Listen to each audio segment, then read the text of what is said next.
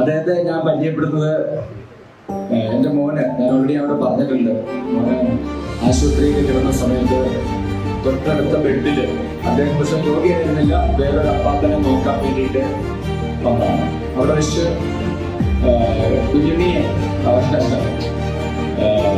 ആണെങ്കിൽ അന്ന് മുതൽ സ്വന്തം മകനെ പോലെ കരുതുകയും വലിയ 1 വർഷങ്ങളായി, 2-3 വർഷമായി ആ എല്ലാ ആഴ്ചയും അപ്പാപ്പനെ ഇപ്പോൾ ഇവിടുത്തെ നമ്മുടെ സ്നേഹസദൻ അല്ലെ, അവിടുത്തെ അന്തേവാസിയാണ്, സ്നേഹസദനല്ലേ, പ്രതീക്ഷാഭവന്റെ അന്തേവാസിയാണ്.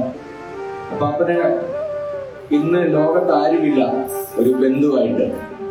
ഇന്ന് അതന്നെ ഇവരുണ്ട്.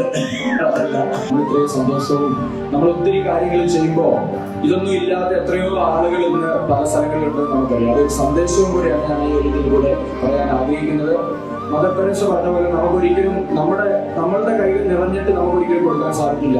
നമ്മുടെ കയ്യിൽ ഉള്ളതിന്റെ ഒരു ചെറുത്, നമ്മളിപ്പോ എന്തും ആയിക്കോട്ടെ, നമ്മുടെ കയ്യിൽ പൈസ ആയിക്കോട്ടെ എന്തും ആയിക്കോട്ടെ, ചെറുത് കൊടുത്ത് ശീലിച്ചാൽ അതിന്റെ 10,000 കണക്കിന് ഇരട്ടിയായിട്ട് നമുക്ക് തിരിച്ചു വരും. ഒരു ഇതുമില്ല.